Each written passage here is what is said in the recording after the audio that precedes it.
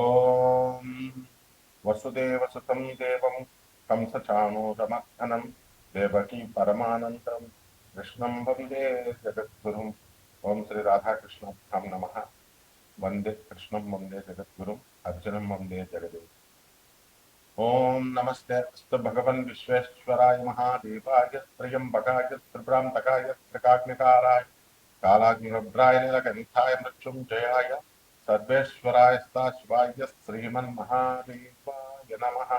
ఓం శ్రీ దుర్గామణీశ్వరాభ్యాం నమ.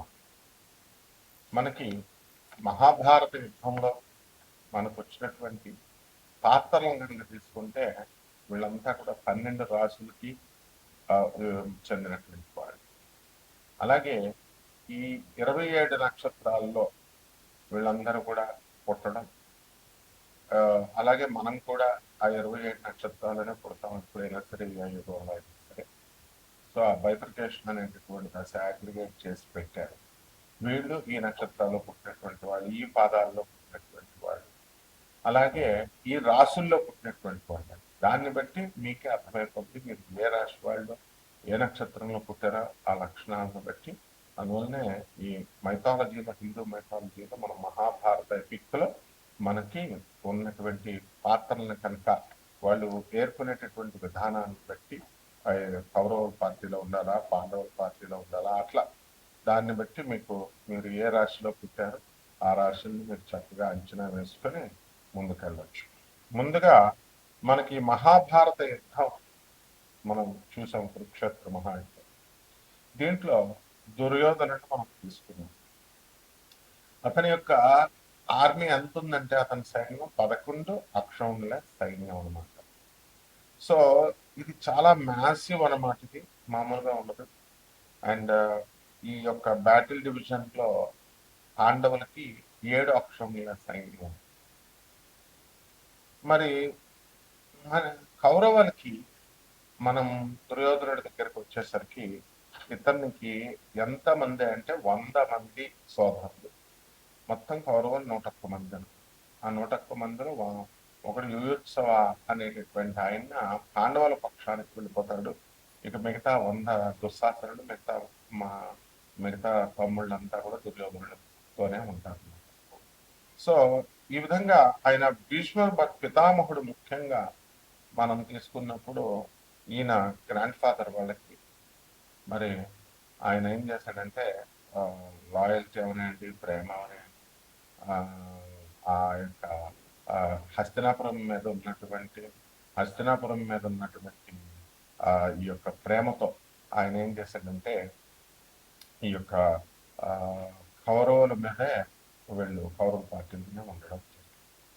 కాబట్టి భీష్ముడు, ద్రోణాచార్యుడు, కర్ణుడు, అశ్వత్థామ, కృపాచార్యుడు, ఆ తర్వాత శల్యుడు, అలాగే వీళ్ళందరూ కూడా మనకి కౌరవ పక్షాన యుద్ధం చేశారు. అలాగే ట్రస్టెడ్ అడ్వైజర్స్ అండ్ ఈ రిలేటివ్స్ ను మనం తీసుకున్నప్పుడు శకుని, దుర్యోధనుని యొక్క మామ, అలాగే దుశ్శాసనుడు మనకు తెలిసిందే. భాగదత్తుడు అని ఒక ఆయన ఉన్నాడు. ఈయన ఏంటంటే ప్రాగ్జ్యోతిష్పురం అంటే ఇప్పుడు ఉన్నటువంటి అస్సాం, మనం కామాఖ్య టెంపుల్ అని ఉంటాం కదా, అక్కడ ఆ దేశానికి రాజు అనమాట. మోడర్న్ డే అస్సాం చెందినటువంటి వాడు. సో ఈ డివాస్టేటింగ్ ఎలిఫెంట్ డివిజన్ ఆయన చేశాడు. అలాగే జయద్రథుడు, సింధు రాజ్యం, ఆ తర్వాత దుర్యోధనుడు యొక్క ప్రధానంగా అనమాట అతను బావ. అలాగే కృతవర్మ, వీళ్ళందరూ కూడా నారాయణీ సేనని తీసుకొచ్చాడు శ్రీకృష్ణ పరమాత్మ. తనతో సమానమైనటువంటి నారాయణీ సేన కొన్ని కోట్ల మంది ఉంటారు. మరి వాళ్ళని ఒకవైపు నేను ఒక్కడనే కూర్చుంటాను, నేను ఏమి యుద్ధం చేయను, సామాన్యంగా మామూలు కూర్చుంటాను అన్నాడు.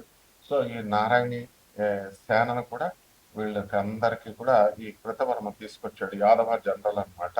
ఆయన వెరీ పవర్ఫుల్ ఆర్మీ అది. సో అలాగే భూరిశ్రవుడు, ఇతను మొత్తము చాలా డీప్ గా ఈ యొక్క స్కిల్డ్ ప్రిన్స్ అనమాట ఇతను. మరి అటువంటి ఆయన ఈ యొక్క పాండవులతో ఎప్పుడు కూడా లింగరింగ్ రైవల్రీ ఉండేది. అందువలన అతను చేయడము ఇదంతా కూడా జరిగిందనమాట. సో ఈ 101 మందిలో మనకి యూత్స్ మనం చెప్పాం కదా, అతను హాఫ్ బ్రదర్ అనమాట కౌరవులకి. ఆ తర్వాత ధృతరాష్ట్రుడు గాంధారి యొక్క వేశ్య హ్యాండ్ మైడ్ అని ఉంటుంది. మైడ్ ఆమె పేరు సుఖధ. ఆమెకి ధృతరాష్ట్రుడికి పుట్టాడు. దుర్యోధనుడు గాంధారి కడుపులో ఉన్నప్పుడు ఎంతకాలానికి, ఎవరైనా ఒక 9 నెలలు ఉంటారు, ఎంతకాలానికి రాడనమాట కడుపులో నుంచి. ఎందుకంటే అతను కలి, పుట్టబోయేటటువంటి వాడు కలి అవుతారు, మేనిఫెస్టేషన్ ఆఫ్ కలి. కాబట్టి ఎక్కువ టైము ఉండేసరికి ఈయన ఫ్రస్ట్రేట్ అయిపోయాడు ధృతరాష్ట్రుడు. ఏమైనా సరే నాకు ఇలీగల్ హెయిర్ కావాలి, నాకు సంతానం కావాలా అని చెప్పేసి వెళ్ళి మేడ్తో కలుస్తాడు అనమాట, సంగమిస్తాడు. అక్కడి నుంచి పుట్టిందే యుయుత్సుడు. తర్వాత కీచకుడు కూడా మనకి ఈ యొక్క దుర్యోధనుడి పార్టీలో ఉండడం జరిగింది. ఆ విధంగా గాంధారి, ధృతరాష్ట్రుడు, వీళ్ళందరూ విదురుడు. ఈ విదురుడు మనకి బయలాజికల్ సన్ అనమాట వ్యాస మహర్షికి. తర్వాత అంబిక అనేటటువంటి క్వీన్ కి ఆమె ఆమె maid had maid enter the queen Ambika. ఆమె పేరేంటి, పరిశ్రమ. అంటే దాసికి వ్యాసుల వారికి పుట్టినటువంటి వాడు ఈ యొక్క విదురుడు అనమాట. ఆయన తర్వాత వీళ్ళంతా కూడా ఇవి పాత్రలు. ఇకపోతే మనకి వచ్చేసరికి పాండవుల్లో మనకు తెలుసు అభిమన్యుడు. కాబట్టి ఉప పాండవులు ఉన్నారు మనకి, ద్రౌపదికి పుట్టినటువంటి వాళ్ళు. అండ్ ఈ అత్యంత దురదృష్టవంతురాలైనటువంటి గాంధారి ఏంటంటే కెటాస్ట్రోఫిక్ లాస్ జరిగింది ఆమెకి. 100 మంది కుమారులు మరణించడం అన్నమాట. అలాగే అర్జునుడు, అభిమన్యుడు, పాండవులు, యుధిష్ఠరుడు, తర్వాత ధర్మరాజు మనకు తెలిసిందే, యుధిష్ఠరుడు అంటారు, భీముడు, నకులుడు, తర్వాత సహదేవుడు, అర్జునుడు, వీళ్ళంతా కూడా పాండవులు. మరి వీళ్ళకి సహాయం చేస్తూ మనకి చాలా మంది, మరి ఈ యొక్క దుష్టద్యుమ్నుడు, ద్రుపద మహారాజు యొక్క కుమారుడు దుష్టద్యుమ్నుడు, కమాండర్ ఇన్ చీఫ్ ఆఫ్ అన్నమాట ఆయన మొత్తం పాండవ ఆర్మీ కూడా. అలాగే భీముని కుమారుడైనటువంటి ఘటోత్కచుడు, సాత్యకి, ద్రుపద మహారాజు, విరాట్ మహారాజు, యుయుత్సుడు, వీళ్ళంతా కూడా పాండవుల వైపు పోరాడారు అనమాట. సో ఈ యొక్క పోరాటంలో ధర్మము అనేటటువంటిది గెలవాలి. ఇది శ్రీకృష్ణ పరమాత్మ యొక్క ఉద్దేశ్యం. అంటే అసలు దుర్యోధనుడి యొక్క జననం ఎందుకు జరిగిందండి అంటే, దుర్యోధనుడు సెంట్రల్ యాంటాగనిస్ట్ అనమాట ఆయన. అలాగే ఆ ఫేస్ ఆఫ్ అధర్మకి, అన్రైటియస్నెస్ కి అతను మార్పు. ఈయన దగ్గర ఉన్నటువంటి లక్షణం ఏంటంటే జలస్నెస్ బాగా ఎక్కువ, ఫ్యూయల్డ్ బై అన్చెక్డ్ జలస్నెస్. మనకు చాలా జలస్నెస్, గ్రీడ్, దురాశ అనమాట, అండ్ ఈగో ఎక్కువ. అండ్ కాన్స్టెంట్ గా ఈ యొక్క పాండవుల్ని చంపాలి అనేటటువంటి అసాసినేషన్ అటెంప్ట్స్ చేస్తూనే ఉన్నాడు కంటిన్యూస్ గా. సో అలాగే ఈ యొక్క కాంప్రమైజ్ అవరా నాయన సంధి అని అంటే ఈ రిఫ్యూజ్ టు కాంప్రమైజ్ అనమాట అతను. ఆ విధంగా అల్టిమేట్ గా ఏమైంది, ఈ డివాస్టింగ్ కురుక్షేత్ర వారిని తీసుకురావడము ఇతని యొక్క ఉద్దేశం అల్టిమేట్ గా. సో ఇతను ఎందువలన అలా చేస్తాడు అని అంటే, ఈ యొక్క ఈ శ్రీకృష్ణ పరమాత్మ మరి ఈ యొక్క ఆయన మీదకి జరాసంధుడు మరి కంసుడిని చంపాడు కదా, కంసుడు ఆయన అల్లుడు అనమాట, జరాసంధుడు అల్లుడు. అందువల్ల శ్రీకృష్ణ పరమాత్మ మీద 17 సార్లు బలరాముడి మీదకి వచ్చినప్పుడు కృష్ణుడు కావాలనే మొత్తం ఆ సైన్యాన్ని అంతటి చంపేసి జరాసంధుని మాత్రం కావాలని వదిలేశాడు. ఆయన ప్లాన్ ఏంటంటే, మొత్తము ఎవరెవరైతే రాక్షసులు ఇంకా ఉన్నారో ఈవిల్ మైండెడ్ వాళ్ళందరినీ తీసుకొస్తాడు వీడి సైన్యం కింద. అప్పుడు మళ్ళీ వాళ్ళందరినీ తుదముట్టిద్దాం. ఇది శ్రీకృష్ణ పరమాత్మ యొక్క ప్లాన్. అందువల్ల మధుర మీదకి 17 సార్లు వచ్చినప్పటికీ కూడా జరాసంధుడిని 5 నిమిషాల్లో చంపవచ్చు ఆయన, కానీ చంపకుండా వదిలేసేయడంలో శ్రీకృష్ణ పరమాత్మ యొక్క లక్షణం, ఆ ఉద్దేశం అది. ఆ తర్వాత అతనికి తెలుసు కృష్ణుడికి ఈ యొక్క భీముడి చేతిలోనే జరాసంధుడి యొక్క మరణం ఉంది. కాబట్టి ఈ విధంగా మనకి ఈ యొక్క యుద్ధాలు అనేటటువంటివి జరిగింది. అలాగే మనకి దుర్యోధనుడిని మనం ఎలా చేస్తాము అంటే, అతను ఎర్త్లీ ఇంటర్నేషన్ ఆఫ్ కలి అనమాట, భూమి మీద పుట్టినటువంటి వాడు ఏంటి, కలి పురుషుడు. కాబట్టి ఈ పర్సానిఫికేషన్ ఆఫ్ ది కలియుగ, కలియుగానికి మారిపోయిన అతను, మారు రూపం. అంటే ఇక్కడ ఏంటంటే age of darkness and wise ఉంటుంది, అండ్ ఇక్కడ అజ్ఞానము ఎక్కువగా ఉంటుంది అనమాట. కలియుగంలో ఎవరు చెప్పిన మాట వినరు, ఎవరి మాట ఎవరు వినరు. సో రాదర్ దాన్ ట్రెడిషనల్ గా జీటీ కింద పుట్టకుండా ఆయన ఏం చేశాడు, he was born from a portion of the dark నుంచి పుట్టి, డార్క్ ఎంటిటీ నుంచి పుట్టి ఈ యొక్క డిస్ట్రక్షన్ చేయాలి, ఓల్డ్ ఆర్డర్ ని, పాత తరాన్ని అంతటిని కూడా డిస్ట్రక్షన్ చేసి ఎర్త్ ని క్లీన్ చేయాలి. క్లీన్ చేసేసి ఈ కురుక్షేత్ర వార్ ద్వారా క్లీన్ చేసి ముందుకి మళ్ళీ కలియుగానికి తీసుకెళ్లి మళ్ళీ కృతయుగానికి అలా నడపడం కోసం కడిపుంటూ ఉంటారు. సో ఈ విధంగా మనకి ఇన్ని పాత్రలలో మన యొక్క రాష్ట్రాలంతా కూడా 12 రాష్ట్రాలు ఉన్నాయి.